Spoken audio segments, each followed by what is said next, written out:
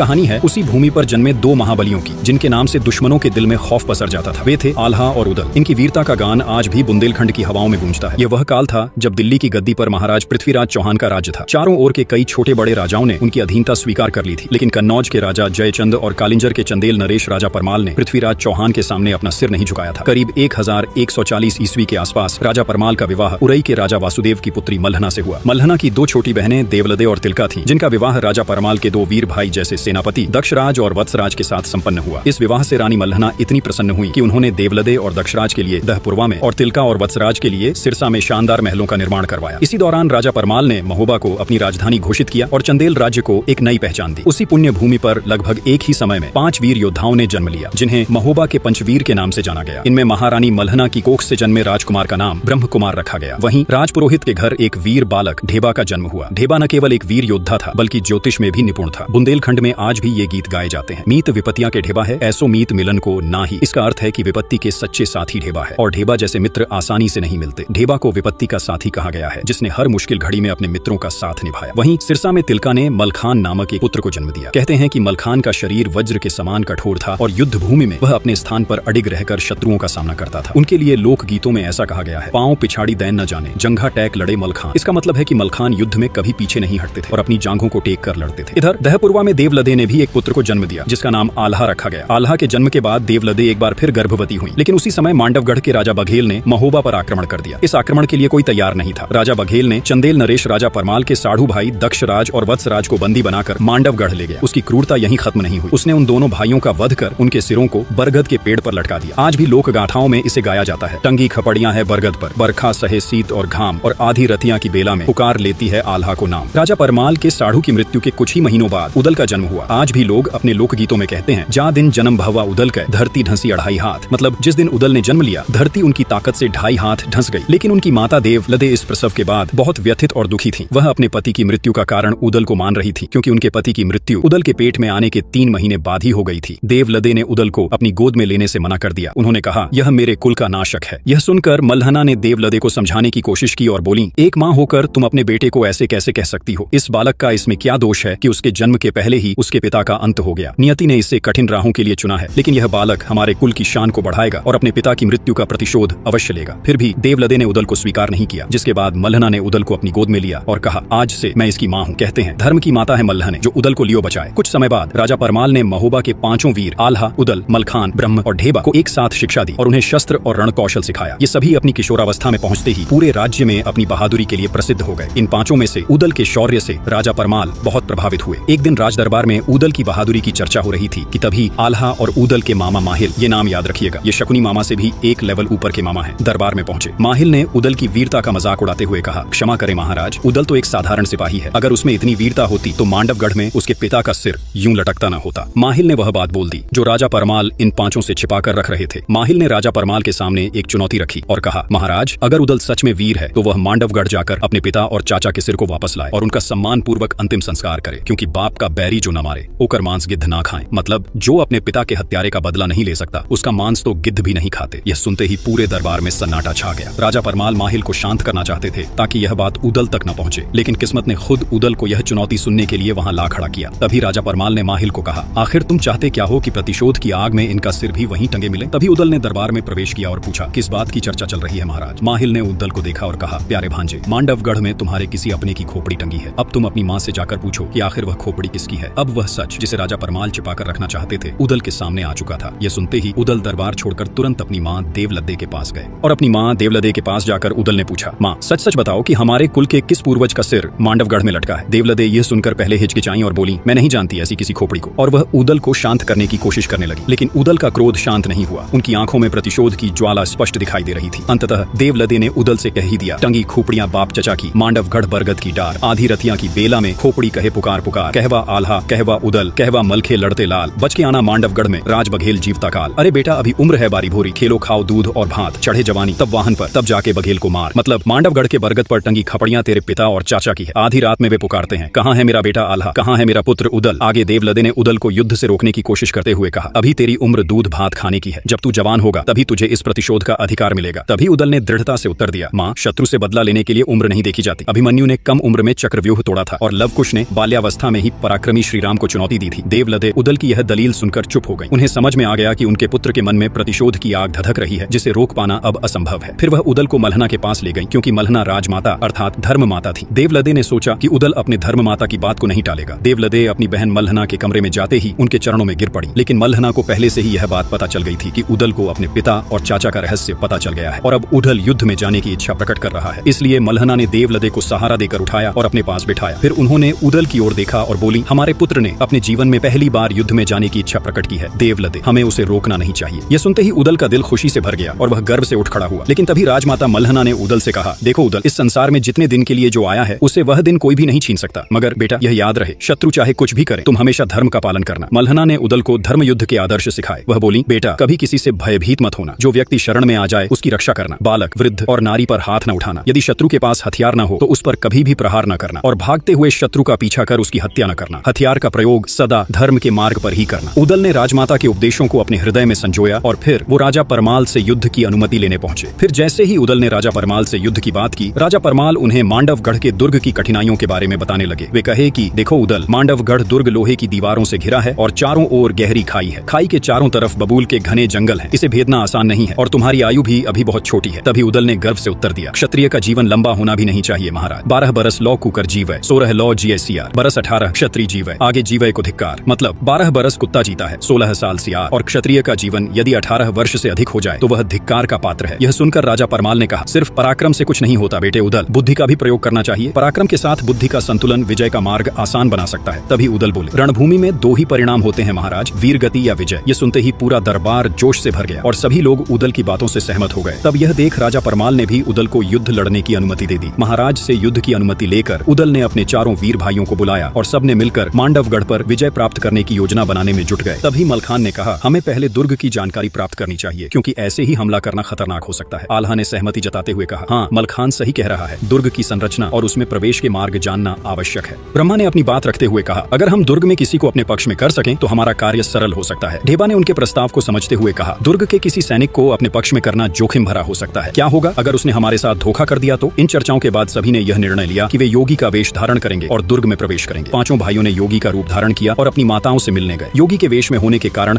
उनकी माताएं भी उन्हें पहचान नहीं पाई। उन्होंने इन्हें साधारण योगी ही समझा। इस बीच महोबा के दरबार में राजा परमाल ने आल्हा को महोबा के सेनापति के रूप में चुना। पूरे दरबार में सेनापति आल्हा की जय के नारों से गूंज उठी। तब राजा परमाल ने महोबा के वीरों को उनके घोड़े सौंपे। आल्हा को किलिया, ब्रह्मा को हरनागर, ढेबा को मनोरथ, उदल को बुला नाम का घोड़ा दिया गया और वहीं मलखान को कबूतरी नाम का घोड़ी दिया गया। महोबा की सेना ने युद्ध की पूरी तैयारी कर मांडवगढ़ की ओर कूच किया। मांडवगढ़ के दुर्ग के पास बबूल के घने जंगलों में सेना ने पड़ाव डाला। उस दिन सेना का नेतृत्व ब्रह्म कुमार को सौंपा गया, जबकि बाकी चारों वीर उदल, आल्हा, मलखान और ढेबा योगी का वेश धारण कर दुर्ग में प्रवेश करने की योजना बनाने लगे। योगी का भेष होने के कारण कोई उन्हें शक की नजर से नहीं देख रहा था। थोड़े ही समय में वे किले के मुख्य द्वार तक पहुंच गए। वहां तैनात द्वारपाल ने उन्हें रोकते हुए पूछा, आप लोग कौन हैं और यहाँ क्यों आए हैं? आल्हा ने शांत स्वर में उत्तर दिया, हम हिमालय से सन्यासी हैं और दक्षिण के हिंद महासागर तक की यात्रा कर रहे हैं। राह में आपका नगर आ गया तो हमने सोचा कि इस पवित्र स्थान में रुककर थोड़ा विश्राम कर लें। द्वारपाल ने संदेह भरी नजरों से चारों की ओर देखा और पूछा, यहाँ कितने दिनों तक रुकने का इरादा है? तभी मलखान मुस्कुराए और बोले, यदि सन्यासी को यह पता होता कि वह कितने दिन रुकेगा तो फिर वह सन्यासी कैसे होता? हमारा मन होगा तो महीनों ठहरेंगे, नहीं तो क्षण भर में आगे बढ़ जाएंगे। द्वारपाल ने उनकी बात पर विश्वास करते हुए उन्हें नगर में प्रवेश करने दिया। किले के अंदर प्रवेश करते ही उदल की दृष्टि वट वृक्ष पर पड़ी, जहाँ 2 कटे हुए सिर टंगे हुए थे। वे दक्षराज और वत्सराज के सिर थे। यह दृश्य देख उदल का मन व्याकुल हो उठा। द्वारपाल उसकी व्याकुलता को पहचानते हुए बोला, अरे छोटे बाबा जी, इन खोपड़ियों को देखकर विचलित मत होइए। हमारे नगर में और भी सुंदर दृश्य हैं, आप उनका आनंद लीजिए। आल्हा ने स्थिति को संभालते हुए कहा, स्वामी उदल, एक सन्यासी को इस प्रकार की घटनाओं से विचलित नहीं होना चाहिए। मृत्यु तो जीवन का अंतिम सत्य है। उन्होंने उदल को शांत किया और कहा, धैर्य रखो भाई, समय आने पर हर प्रश्न का उत्तर मिलेगा। तब उदल ने स्वयं को संभाला और फिर चारों आगे बढ़ गए। चारों वीर फिर अपनी योजना के अनुसार किले के भीतर बढ़े। किले में प्रवेश करने के बाद वे सभी योगी के वेश में रानी कुशला के कक्ष में पहुंचे। रानी कुशला ने उनका आदर सत्कार किया और उनसे भजन प्रस्तुत करने का अनुरोध किया। आल्हा ने अपनी ढलियां उठाई, मलखान ने मृदंग, ढेबा ने बांसुरी और उदल ने अपने मधुर स्वर में गायन आरंभ किया। उनके दिव्य संगीत से समा बंध गया। रानी कुशला उनके भजन में इतनी खो गईं कि जैसे समय थमसा गया हो। उनकी आंखों में योगियों के प्रति आदर झलकने लगा। भजन समाप्त होते ही रानी कुशला ने उन्हें मोतियों से भरी एक थाली भेंट में दी। आल्हा ने थाली में पड़े मोतियों को उत्सुकता से देखते हुए कहा, माता, ये किस वृक्ष के पुष्प हैं? कितने अद्भुत हैं। रानी कुशला मुस्कुराई और बोली, स्वामी जी, यह मोती हैं जो सागर में पाए जाते हैं। ये अनमोल हैं, ये हमारे राजमहल की शोभा बढ़ाते हैं। तब आल्हा ने विनम्रता से उत्तर दिया, माता, हम सन्यासियों का जीवन साधना और भजन का है, मोतियों से हमारा क्या प्रयोजन, इन्हें आप ही रख लें, हमारा धन तो बस भगवान का नाम और लोगों का प्रेम है। रानी कुशला योगियों की इस सरलता और त्याग से अत्यधिक प्रभावित हुई। उनकी आंखों में आदर और श्रद्धा झलकने लगी। वह बोली, हमारे राजमहल में कई संत महात्मा आते हैं, किंतु आप लोगों से मिलकर ऐसा लगा जैसे सच्चे योगियों का दर्शन हो गया है। बताइए और क्या सेवा कर सकती हूँ। आल्हा ने विनम्रता से निवेदन किया, माता, आपका आतिथ्य और सम्मान अपार है, यदि आप अनुमति दें तो हम दुर्ग की परिक्रमा करना चाहेंगे। यहाँ का इतिहास और भव्यता हमारी साधना को और प्रेरणा देगा। रानी कुशला ने तुरंत अपनी पुत्री विजयसेना को बुलाया और आदेश दिया, पुत्री, इन महान संतों को पूरे दुर्ग का भ्रमण कराओ और इन्हें यहाँ की हर विशेषता दिखाओ। इस प्रकार वीरों ने मांडवगढ़ दुर्ग में प्रवेश करने की पहली जीत प्राप्त की। रानी कुशला का आदेश मानते हुए विजयसेना योगियों को दुर्ग दिखाने निकल पड़ी। विजयसेना बड़ी सावधानी से उन्हें दुर्ग का प्रत्येक कोना दिखा रही थी, लेकिन जैसे ही वे दुर्ग की गुप्त सुरंग के पास पहुंची, राजकुमारी के मन में द्वंद्व उत्पन्न हो गया। वह सोचने लगी, क्या इन योगियों को सुरंग दिखाना ठीक होगा। एक तरफ उनकी माँ का आदेश था कि दुर्ग की पूरी परिक्रमा कराई जाए, तो दूसरी तरफ राज्य की सुरक्षा का प्रश्न था। वह उदल के नजदीक ही चल रही थी। जैसे ही वह यह सोच रही थी कि क्या करें, तभी पास चलते हुए उदल ने राजकुमारी के चेहरे के भाव पढ़ लिए। वह समझ गए कि राजकुमारी कुछ छिपा रही है। तभी उदल ने दृढ़ स्वर में कहा, अलख निरंजन, हमें झांत हो रहा है कि आप हमसे कुछ छिपा रही हैं। राजकुमारी, आपकी माता का आदेश है कि आप हमें पूरा दुर्ग का भ्रमण करवाएं। यदि आप हमें पूरा दुर्ग नहीं दिखाएंगी तो यह आपके राज परिवार के लिए उचित नहीं होगा। हम सन्यासी हैं, हम श्राप दे देंगे। तब राजकुमारी विजयसेना क्रोध में बोली, तुम सन्यासी नहीं, तुम सब पाखंडी हो, भोगी हो। तुम सिर्फ राजमाता को ही अपने इस योगी भेष से बेवकूफ बना सकते हो, मुझे नहीं। मैं जानती हूँ तुम कौन हो, तुम महोबा के वीर उदल हो। राजकुमारी की यह बात सुनकर सभी हैरान रह गए, मानो उनके पैरों तले से जमीन खिसक गई। तभी उदल ने भी चकित होकर पूछा, राजकुमारी, आपने मुझे कैसे पहचाना। तब राजकुमारी विजयसेना ने कहा, याद करो, जब तुम सिरोंज के महाराज की बेटी के विवाह के समय बारातियों में शामिल थे, तुम्हारी वीरता की कहानियां उस समय प्रसिद्ध हो चुकी थी। तुम केसरिया वस्त्र धारण किए हुए बेदला घोड़े पर सवार होकर आगे बढ़ रहे थे। तभी मेरी सहेलियों ने मुझे बताया था कि तुम महोबा के वीर उदल हो। फिर विजयसेना ने गंभीर स्वर में कहा, लेकिन मुझे यह समझ नहीं आता कि इतने बड़े महान योद्धा को कायरता का यह नाटक क्यों करना पड़ रहा है। ये कहते ही विजयसेना ने अपनी प्रचंड तलवार निकाल ली। तभी उदल ने शांत स्वर में कहा, राजकुमारी, यह कायरता नहीं है। आपके पिता ने छल से हमारे पिता और चाचा की हत्या की और उनकी खोपड़ियां इस दुर्ग के वट वृक्ष में टांग दी। जब तक हम उनका प्रतिशोध नहीं लेंगे, न हमारी आत्मा को शांति मिलेगी, न उनकी आत्मा को। आप चाहें तो यह बात अपने पिता को जाकर बता सकती हैं। हम भागने वाले नहीं हैं, लेकिन प्रतिशोध जरूर लेंगे। तब राजकुमारी विजयसेना ने दृढ़ता से उत्तर दिया, यह सही है कि मेरे पिता ने अधर्म किया, परंतु मैं इसे स्वीकार नहीं कर सकती कि तुम छल का सहारा लो। ये कहते हुए राजकुमारी ने उदल के सामने तलवार खींच दी। वह पूरी ताकत से उदल पर वार कर रही थी, लेकिन उदल सिर्फ बचाव कर रहे थे, क्योंकि राजमाता मल्हना ने उन्हें आदेश दिया था कि स्त्री पर कभी शस्त्र नहीं उठाना। उदल केवल अपनी तलवार से वार रोक रहे थे, लेकिन राजकुमारी पूरी ताकत से प्रहार कर रही थी। यह देख आल्हा, मलखान और ढेबा सभी बेबाक रह गए। थोड़ी देर बाद राजकुमारी थककर बेहोश हो गई। तब सभी ने राजकुमारी के मुंह पर पानी के छींटे मारे। जब वह होश में आई तो उसका अभिमान समाप्त हो चुका था। उसने कहा, उदल, तुम्हारे बारे में जो सुना था, तुम उससे कहीं अधिक वीर और धर्मप्रिय हो। तुम्हारी वीरता को प्रणाम। मैं स्वीकार करती हूँ कि मेरे पिता ने तुम्हारे पिता के साथ अधर्म किया था, इसलिए मैं भी अब इस युद्ध में तुम्हारा साथ दूंगी। फिर उसने आगे कहा, यह जो दीवार है, इसके पीछे एक गुप्त सुरंग है। यह सुरंग यहाँ से निकलकर बबुरी वन में जाती है। यह दुर्ग इतना सुरक्षित है कि किसी और मार्ग से यहाँ प्रवेश करना लगभग असंभव है, लेकिन इस सुरंग का दूसरा मुंह बबुरी वन में खुलता है, जहाँ से तुम लोग दुर्ग में प्रवेश कर सकते हो। यह रहस्य जानते ही महोबा की सेना सुबह तड़के ही मांडवगढ़ पर आक्रमण कर दी। यह खबर जैसे ही मांडवगढ़ पहुंची, वहाँ हड़कंप मच गया। राजा बघेल राज जंबे ने अपने दो शूरवीर पुत्रों राय करंगा और सूरज को बुलाया। वे दोनों अपने समय के सबसे बहादुर योद्धाओं में गिने जाते थे। अपने पुत्रों के सामने राजा ने कहा, अब दुर्ग की रक्षा का भार तुम दोनों पर है। मैं जानता हूँ तुम दोनों इस युद्ध को जीतकर हमारे राज्य का सम्मान बनाए रखोगे। तब राय करंगा और सूरज ने अपने पिता को आश्वासन दिया, पिताजी, हम आपकी आशा को कभी टूटने नहीं देंगे। मांडवगढ़ का किला सुरक्षित रहेगा, चाहे इसके लिए हमें अपने प्राणों की आहुति ही क्यों न देनी पड़े। उधर महोबा की सेना के सेनापति आल्हा ने अपनी सेना को संगठित किया। उन्होंने पंचव्यूह नामक एक विशेष रणनीति बनाई, जिसमें सबसे आगे की सेना का नेतृत्व आल्हा स्वयं कर रहे थे। बाएं छोर की सेना की कमान ढेबा के हाथों में थी और पीछे के हिस्से की जिम्मेदारी मलखान पर थी। व्यूह के मध्य में ब्रह्मा घोड़े पर सवार होकर संचालन कर रहे थे। जैसे ही दोनों सेनाएं मांडवगढ़ के दुर्ग के पास पहुंची, राय करंगा ने आल्हा को ललकारा। उसने कहा, आल्हा, तुम्हारी औकात नहीं है मुझसे लड़ने की। तुम्हारा भी वही हाल होगा जो तुम्हारे पिता और चाचा का हुआ था। जिस पेड़ पर उनकी खोपड़ी टंगी है, वहीं तुम्हारी खोपड़ी भी टांगी जाएगी। इस पर आल्हा ने गरजते हुए जवाब दिया, राय करंगा, मेरे पिता और चाचा को अधर्म के युद्ध में मारकर तुम्हारे पिता ने अन्याय किया था। अगर आज तुम अपने पिता का सिर मेरे सामने रख दो तो मैं तुम्हारी जान बख्श दूंगा, अन्यथा युद्ध भूमि में आज मरने के लिए तैयार हो जाओ। इसके बाद युद्ध शुरू हो गया। तलवारें टकराने लगीं, घोड़ों की टापों से धरती गूंज उठी और दोनों सेनाओं के योद्धा एक दूसरे पर टूट पड़े। राय करंगा ने चालाकी से आल्हा की आंखों में धूल झोंककर हमला करने की कोशिश की, लेकिन आल्हा की सतर्कता के सामने उसकी यह चाल विफल रही। इसके बाद राय करंगा ने आगे बढ़कर ऊदल पर भाला फेंका। भाला ऊदल को चीर देता। अगर ऊदल का घोड़ा बैदुल उस समय अपनी चाल नहीं बदलता, भाला ऊदल के पास से गुजरता हुआ धरती में धंस गया। आज भी लोकगीतों में कहा जाता है, ए गज भर धरती चीरत फारत, भाला धरती गया समाये। धन्य धन्य है घोड़ बैदुला जो स्वामी को लियो बचाए। इस घटना से राय करंगा अचंभित हो गया। वह क्रोध के मारे लाल हो गया और तलवार लेकर ऊदल पर टूट पड़ा। इसके बाद ऊदल राय करंगा पर गरजते हुए टूट पड़ा। ऊदल बोले कि पहली वाणी में बोलत नहीं, दूजी में नहीं करते रार, और तीसरी वाणी में छोड़त नहीं, मुंह में ठूंस देई तलवार। ऊदल ने अपनी तलवार से पहला वार किया और राय करंगा पहले ही वार में घायल होकर गिर पड़ा। वह घायल अवस्था में युद्ध भूमि छोड़कर भागने लगा। इस घटना से मांडवगढ़ की सेना का मनोबल टूटने लगा। तभी रायकरंगा के छोटे भाई सूरज ने सेना की बागडोर संभाली और आल्हा को ललकारते हुए कहा, आल्हा, इतने सैनिकों की जान गंवाने से क्या फायदा, आओ हम दोनों द्वंद्व युद्ध करें। इस युद्ध का फैसला हमारी ही लड़ाई से हो जाएगा। तभी आल्हा ने जवाब दिया, अगर मैं तुमसे लड़ूंगा तो दुनिया कहेगी कि आल्हा ने एक बच्चे को हराया। तुम्हारे लिए तो मेरा भाई उदल ही काफी है। आल्हा के आदेश पर उदल सूरज से द्वंद्व युद्ध के लिए तैयार हो गया। दोनों ने तलवारें निकाल ली और एक दूसरे पर जोरदार वार करने लगे। उनकी लड़ाई इतनी तीव्र थी कि तलवारों की टकराहट से आग की चिंगारियां निकल रही थीं। दोनों वीर अपनी पूरी शक्ति और कौशल के साथ युद्ध कर रहे थे। यह घमासान लड़ाई शाम तक चलती रही। सूरज ढलने के बाद आल्हा ने युद्ध रोकने का आदेश दिया। उन्होंने कहा, युद्ध में वीरता महत्वपूर्ण है, लेकिन सूरज ढलने के बाद योद्धाओं का युद्ध धर्म के विरुद्ध है। तब दोनों सेनाएं अपने अपने शिविरों में लौट गईं। आज का युद्ध बिना किसी निर्णायक नतीजे के समाप्त हो गया। फिर अगले दिन सूरज की पहली किरण जैसे ही क्षितिज पर फैली, युद्ध का बिगुल फिर से बज उठा। मांडवगढ़ की विशाल सेना अपने सेनापति रायकरंगा के नेतृत्व में पूरी तरह तैयार थी। रायकरंगा अब पूरी तरह स्वस्थ हो चुका था और उसने सेना की बागडोर फिर से अपने हाथ में ले ली थी। दूसरी ओर महोबा के रणबांकुरे आल्हा, उदल, मलखान, ढेबा और ब्रह्मा पूरी वीरता के साथ अपने मोर्चे पर डटे थे। युद्ध आरंभ होते ही तलवारें म्यान से निकल पड़ी और दोनों सेनाओं ने गर्जना करते हुए एक दूसरे पर धावा बोल दिया। हर तरफ खून की धाराएं बहने लगी और भूमि रक्त से लाल हो गई। आज भी लोक गीतों में यह प्रसिद्ध है, भुजा बहादुर फड़कन लागे, नाचन लगे मुच्छ के बाल, कट कट मुंड गिरे खेतन में, उठ उठ रुंड करे तकरार। वीरता और बलिदान का नृत्य युद्ध भूमि पर अपने चरम पर था। योद्धाओं की भुजाएं तलवारें चलाते हुए थकने का नाम नहीं ले रही थी। दोनों सेनाओं के बीच लड़ाई जारी थी, लेकिन जीत किसी की ओर झुकती नहीं दिख रही थी। तब आल्हा ने उदल को रायकरंगा के सामने जाकर लड़ने का आदेश दिया। उदल ने जैसे ही रणभूमि में कदम बढ़ाया, रायकरंगा यह देख चकित रह गया, क्योंकि पिछले दिन वह उदल के एक ही वार से घायल होकर युद्ध मैदान छोड़कर भाग गया था। आज उसने अपनी तलवार खींचते हुए गरज कर कहा, आजा उदल, आज तेरा अंत निश्चित है। रायकरंगा अपनी तलवार के प्रहारों से उदल पर लगातार हमला करता रहा, लेकिन उदल उसकी हर चालाकी को समझ चुका था। वह रायकरंगा को किसी भी हाल में थका देना चाहता था। उदल उसकी हर चाल को बड़ी चतुराई से विफल करते हुए खुद को बचाता रहा। जैसे ही रायकरंगा धीमा पड़ने लगा, उदल ने अपनी तलवार से एक जोरदार वार किया और रायकरंगा का सिर उसके धड़ से अलग कर दिया। रायकरंगा की मृत्यु ने मांडवगढ़ की सेना का मनोबल तोड़ दिया। वे रणभूमि छोड़कर भागने लगे। सूरज ढलने को था, लेकिन उस दिन का निर्णायक पल शाम से पहले ही बीत चुका था। महोबा की सेना ने उस रात अपने विजय का जय घोष किया, लेकिन आल्हा और उदल से ईर्ष्या करने वाला उनका मामा माहिल युद्ध की झूठी खबरों के साथ राजा परमाल के दरबार में पहुंच गया। वहां उसने झूठी अफवाह फैला दी कि आल्हा और उदल युद्ध में मारे जा चुके हैं, उनके सिरों को काटकर फेंक दिया गया है। यह सुनते ही देवलदे और मल्हना शोक में डूब गए। पूरा महल शोकाकुल हो गया। तभी एक दूत महल में प्रवेश कर रायकरंगा का कटा हुआ सिर थाली में रखकर राजा परमाल के सामने प्रस्तुत किया। यह देखते ही माहिल का झूठ पकड़ा गया। तब माहिल डर कर महल से भाग गया। उसका षड्यंत्र एक बार फिर सफल नहीं हो पाया। इधर अगले ही दिन महोबा की सेना ने मांडवगढ़ के किले पर फिर से हमला कर दिया। उस दिन राजा जंबे ने अपने सेनापति सूरज को युद्ध में भेजा, लेकिन सूरज युद्ध की पहली घड़ी में ही मलखान के हाथों मारा गया। अब महोबा की सेना को रोकने वाला कोई नहीं था। तब महोबा की सेना ने किले को चारों तरफ से घेर लिया। यह खबर मिलते ही राजा जंबे भयभीत हो उठा। उसने सहजो जोगिन को बुलाया। सहजो जोगिन, जो काली शक्तियों की उपासक और तंत्र मंत्र की ज्ञानी थी, राजा जंबे के सामने उपस्थित हुई। राजा ने कहा, जोगिन, कुछ ऐसा करो कि यह युद्ध बिना मैं लड़े ही जीत जाऊं। सहजो ने राजा जंबे को आश्वासन दिया और बोली, महाराज, मेरी सिद्धियों के सामने कोई वीर टिक नहीं सकता, और यह तो केवल छोटे बालक हैं। ऐसा कहा जाता है कि सहजो ने अपनी तंत्र शक्तियों से उदल को भेड़ में बदल दिया और उसे गुरु झिलमिल की मढ़ी में बांध दिया। उदल के गायब होने पर आल्हा चिंतित हो गए। उन्होंने उसकी खोज में अपने लोगों को भेजा, लेकिन कोई भी उदल का पता नहीं लगा सका। तभी बाबा गोरखनाथ ने अपनी दिव्य दृष्टि से आल्हा को पूरी घटना के बारे में बताया। गुरु गोरखनाथ के कहने पर आल्हा ने मलखान और ब्रह्मा को गुरु झिलमिल की कुटिया में भेजा। दोनों ने वहां योगियों का भेष धारण किया और भजन गाना शुरू कर दिया। उनके मधुर स्वरों से प्रसन्न होकर गुरु झिलमिल ने कहा, वरदान मांगो वत्स। तभी ब्रह्मा ने निवेदन किया, गुरुदेव, सहजो जोगिन ने हमारे भाई उदल को भेड़ बना दिया है और उसे आपकी मढ़ी में बांध दिया है। कृपया उसे उसकी असली अवस्था में लौटा दें। गुरु झिलमिल ने हंसते हुए कहा, बस इतनी सी बात। फिर उन्होंने अपनी सिद्धियों का प्रयोग किया और उदल को फिर से मनुष्य बना दिया। अब उदल के लौटते ही महोबा की सेना ने मांडवगढ़ के किले पर जोरदार हमला कर दिया। किले का मुख्य द्वार तोड़ दिया गया। महोबा के रणबांकुरों ने दुर्ग के हर कोने में दुश्मन सेना का सफाया कर दिया, लेकिन जब वे महल के अंदर पहुंचे तो राजा जंबे कहीं दिखाई नहीं दिए।